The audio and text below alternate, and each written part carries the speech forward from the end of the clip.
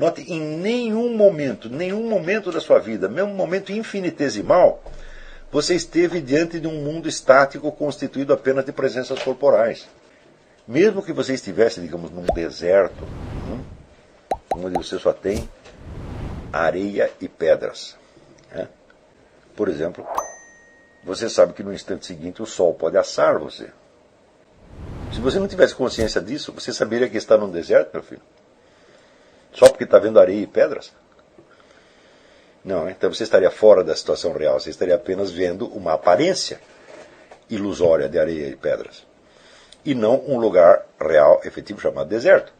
A temperatura, a mudança da temperatura. Você acha que a temperatura vai ficar estática? Todo mundo sabe que no deserto, de dia é um calor infernal e de noite é um frio temível. Você sabe disso. Você sente a mudança da temperatura.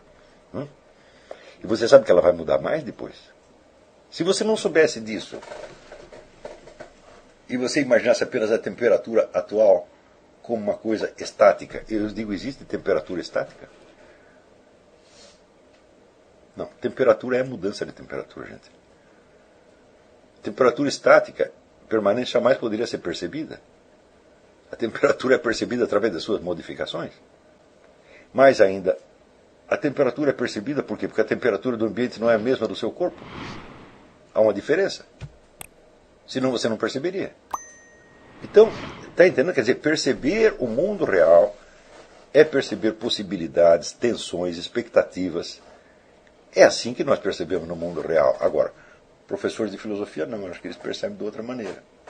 Está entendendo? Então, é o que eu lhes digo. O próprio conceito de materialismo não é enunciável sem autocontradição. O materialismo não pode ser pensado nem mesmo como hipótese. Porque se você disser, existe aqui o mundo material. E no mundo material, como nós temos um cérebro, nós inventamos outras coisas para além do mundo material. Acontece que tudo isso que nós inventamos, isso é exatamente a presença do mundo material. Se reduzido, vamos dizer, às suas propriedades materiais, entre aspas, o mundo não poderia sequer ser material. Porque o que você chama de material é apenas uma seleção abstrativa que você faz de certas propriedades, dentre as inúmeras que você percebe. Tem algumas que, hipoteticamente, você chama de materiais, mas que não são percebidas separadamente. Jamais foram percebidas separadamente. Veja, todo conhecimento que nós possamos adquirir da epistemologia, da teoria do conhecimento, deve ser obtido através da análise da percepção real, da análise do conhecimento real. Tá certo? E não através de hipóteses artificiosas. Vamos dizer, o conhecimento real é aquele que é obtido na experiência real, na experiência efetiva, não na experiência hipotética. Agora, note bem, o que é uma experiência científica? É uma experiência hipotética montada dentro do campo da experiência real. E que só tem validade dentro do campo da experiência real. Quando um sujeito baseado numa experiência científica, ele nega a consistência da experiência real, pretendendo que a experiência científica tenha mais validade cognitiva do que a experiência real, ele está fazendo uma autocontradição monstruosa. Porque eu digo, se ele realizou efetivamente esta experiência, ele não a realizou só dentro do laboratório, mas dentro da realidade. Onde estava o laboratório dele? Se ele realizou realmente a experiência, então a realizou dentro da realidade. Então ela só tem validade quando inserida dentro desse campo da experiência real. Sem esse campo, ela não tem validade nenhuma, não significa nada, nada, nada, nada, nada. Então isso quer dizer que jamais, ou uma ciência em particular, ou os resultados delas todos, podem se sobrepor à percepção comum e corrente que nós temos da realidade. Jamais. Nós podemos aprender mediante o exame analítico da percepção comum, mas nós não podemos superá-la. Porque eu digo, onde vamos superá-la? No mundo hipotético ou no mundo real? Então, aquilo que o Husserl chamava o Lebenswelt, o mundo da vida, na verdade eu acho esse conceito demasiado tímido, porque o Lebenswelt é o único mundo que existe. E eu asseguro para vocês, o mundo da experiência científica, considerado em si mesmo, não existe. Eles só existem como uma parte do Lebensweg, que você decidiu olhar separadamente. Então você está distinguindo mentalmente, mas você não está separando de fato. Então isso quer dizer que sem uma ontologia e uma epistemologia baseadas no exame da experiência real, nenhuma ciência vale nada. Ela só adquire valor se devidamente inseridos dentro deste esquema geral da realidade. Ora, o Jean Piaget, no livro Sabedoria e Ilusões da Filosofia, ele diz o seguinte, ele diz que só o que dá conhecimento efetivo são as ciências. A filosofia dá-nos apenas um senso de orientação e de valores. Me diz sobre esta frase. Quer dizer que ele acha que conhecimento efetivo é aquele que foi dado pelo experimento científico. E, ao lado do conhecimento, existe um enfeite. Este enfeite é o senso de orientação e de valores. Acontece que para você saber se esse experimento científico é experimento científico verdadeiro e se é válido, isso é uma questão de orientação e de valores. Então eu digo, onde existe esse conhecimento científico, exceto dentro do campo de orientação e de valores? Ele nunca existiu em si mesmo. Ele é apenas uma invenção da mente. Então, ora, se o senso de orientação que permite você fazer e julgar um experimento científico não é em si mesmo conhecimento, o resultado do experimento científico também jamais poderá ser conhecimento. Ora, cá entre nós, eu sempre considero o Jean Piaget uma besta quadrada. Eu acho que o que ele fez de malefício para a psicologia e a educação é imensurável, tá certo? E é um autor que eu, sinceramente, da primeira à última linha que ele escreveu, eu jogaria no lixo. Tudo. Tá certo? Não sobra nada. Nada. Porque é tão cheio de preconceito, tão cheio de erros monstruosos de observação. Eu digo, olha, não espanta que ele tenha adquirido na educação brasileira a importância que adquiriu, porque o brasileiro só gosta do que não presta. Tá certo? Então, o Jean Piaget, quando ele acerta alguma coisa, ele sempre acerta dentro de um contexto errado. Então, e ele faz isso por quê? Por presunção. É um homem presunçoso, metido. Está entendendo? Eu acho que a profissão acadêmica ela faz bem para umas pessoas, mas faz mal para outras. A umas ela inspira, tá certo, uma modéstia, um cuidado, uma prudência, mas a outros ela infla de tal modo que o sujeito acha que ele é mesmo o representante do conhecimento objetivo. E que os outros todos têm apenas opiniões, imaginações, etc. A partir da hora que ele pensou isso, ele ficou psicótico. Por quê? Conhecer a realidade é próprio do ser humano em geral. É próprio até do mais burro dos seres humanos. Até o Lula conhece a realidade, gente. Quer dizer, conhecer a realidade não é nenhum privilégio. Eu me lembro, por exemplo, que anos atrás eu li um livro de lógica, que era usado muito no ensino universitário brasileiro. O autor chama-se Louis Liard, L-I-A-R-D. Ele começava por dizer o seguinte, que as essências das coisas são muito difíceis de você conhecer. Você só pode conhecer através de um longo exame analítico. Você diz, uai, mas se eu não conheço a essência daquilo que eu estou examinando o quê? Como é que eu poderia, através do exame de várias aparências, obter uma essência? A essência é aquilo que uma coisa é.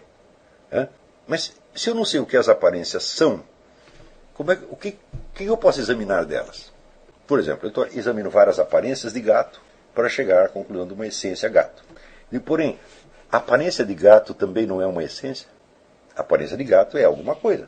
Então, ora, se para eu chegar à essência de gato eu preciso examinar várias aparências de gato, e se as aparências de gato, por sua vez, não são essências, eu precisaria examinar vários componentes, até chegar à essência chamada aparência de gato. Por exemplo, aqui tem uma cor do gato, jeitão de gato, miado de gato. Cada um desses eu teria que examinar para chegar a montar uma essência chamada aparência de gato. Porém, meu Deus do céu, cada uma dessas também não é uma essência? A cor de gato não é cor de gato? Então é uma essência. Então, isso significa o seguinte, se eu não conheço as essências dos objetos na primeira, instantaneamente eu jamais as conhecerei. Jamais chegarei a essência alguma. Então, essência das coisas é a primeira coisa que você conhece, que é o que as coisas são. Eu sei que um gato é gato e sei que cor de gato é cor de gato e que aparência de gato é aparência de gato. E, no entanto, esta besteira descomunal foi ensinada. Esse livro foi do século XIX, durante um século. Esta coisa foi usada no ensino secundário e até universitário. Agora, o que acontece com a cabeça humana quando ela é convencida disso? De que eu não conheço a essência de nada, só conheço aparências. E que as essências eu só conhecerei se eu estudar o livro do Louis Liard, depois estudar o Bertrand Russell, estudar não sei o quê, para daí conhecer as essências, depois de muito trabalho.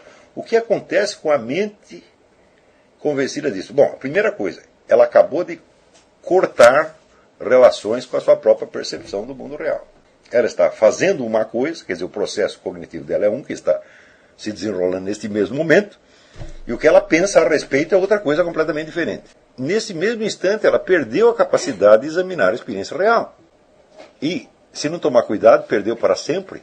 Ora, nós sabemos que hoje a maior parte das pessoas vive num mundo onde tudo é constituído, vamos dizer, de dúvidas e de incertezas. Quer dizer, o sujeito jamais pode, a partir da experiência real dele, afirmar nada. Por quê? Porque ele está persuadido de que tudo são aparências apenas. E de que as ideias que ele forma a respeito são apenas opiniões. De quem foi que ensinou o sujeito a pensar assim? Foi a escola. Foi o ensino. Então, isto é uma opressão do intelecto. Isto é uma escravização da inteligência, uma destruição da inteligência. Porque já no primeiro passo que você dá, você perde a confiança no seu próprio intelecto. Ora, se você perde a confiança no seu próprio intelecto, qual é o padrão de certeza que você pode ter na vida? Você pode viver na incerteza total? Jamais, ninguém consegue viver na incerteza total. Então você vai se apegar ao quê? À opinião do seu professor, do seu grupo. Então você veja,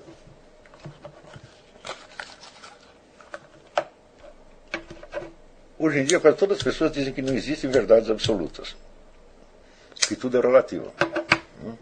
Mas experimente discutir, questionar uma única opinião delas. Elas ficam brabíssimas no mesmo instante. Ou seja, o que elas querem dizer é o seguinte: não existe nenhum conhecimento objetivo de nada. A única autoridade sou eu, e o meu grupo, e a minha turma. Então, este é o modo raciocinante que se usa hoje em dia. E é o único que é admitido em todas as discussões públicas. Não pode haver teste objetivo do que quer que seja. Só existe o valor da opinião dominante. Então nós estamos num estado, vamos dizer, de opressão mental como nunca existiu na história humana. E este é o resultado do iluminismo. O iluminismo começa a dizer, não, nós temos que seguir a razão, nós não podemos nos seguir o argumento de autoridade. Passados 2 séculos, eles criaram o argumento de autoridade mais indiscutível, mais inquestionável, mais dogmático que existe no mundo. Onde a simples hipótese de você dizer não já te configura como doente mental. Não há mais teste racional de coisíssima nenhuma. Quer dizer, o culto da razão terminou, vamos dizer, na total destruição da razão, na sacralização da opinião dominante. Experimente, contra uma opinião dominante qualquer, levantar qualquer fato comprovado. Um fato. A pessoa diz que você é louco. Mas isso é assim em todos os domínios. Será que isso é assim só popularmente, só entre os populares, mas existe uma camada de intelectuais que raciocinam independentemente? Fala, não, são justamente os intelectuais que impõem esse tipo de coisa. Agora, se é para aceitar isto, meu filho, então você desista da sua condição de animal racional. Você vai se imbuir, então, do espírito da horda, tá certo? E jamais vai poder enxergar algo com seus próprios olhos. Aquela famosa pergunta do Groucho Marx, afinal, você vai acreditar em mim ou nos seus próprios olhos? Já está respondida de antemão. Tem que acreditar no que dizem, jamais nos seus próprios olhos. Então, o que se criou hoje e o que está sendo imposto ao mundo inteiro, pela mídia praticamente universal, é um conjunto de dogmas absolutamente imbecis que implicam realmente a destruição da inteligência humana. A destruição total e provavelmente irreversível. E por isso que nós estamos atravessando hoje não é um problema histórico, é uma crise de dimensões antropológicas. Se nós não tratarmos de preservar as capacidades cujo exercício essa turma está querendo, de cujo exercício essa turma está querendo nos privar, essas capacidades desaparecerão mesmo. Ora, veja, mesmo as pessoas mais inteligentes, elas, quando elas começam a pensar uma coisa diferente do que sai na mídia, elas ficam aterrorizadas. Elas sentem que ficaram loucas. Sentem que perderam o chão. Mas o que é isto, minha gente? Ao longo de toda a história humana, sempre existiu gente que percebeu que os outros não percebiam. Por exemplo, a famosa... Não é só ser humano, macaco tem essa capacidade. Eu não lembro onde é que eu li esse exemplo, mas é interessante. Por exemplo, tem aqui uma tribo de macacos, os macacos estão acostumados a buscar banana num certo lugar. E tem um macaco mais curioso que descobriu um outro manancial de bananas melhores em maior quantidade em outro lugar. Então, quando todos saem daqui para ir buscar banana, ali ele vai na direção contrária. Esse macaco é imediatamente rejeitado pela tribo. Só que, aos poucos, vai um macaco atrás dele. Os outros também são curiosos, vamos ver o que esse cara vai fazer lá. E daí, no fim, acaba toda a tribo indo buscar banana no outro lugar. Ou seja, os macacos têm essa capacidade. E isso está sendo negado para nós. Note bem, tudo que foi descoberto no mundo, absolutamente tudo, foi descoberto por indivíduos. A descoberta coletiva é impossível.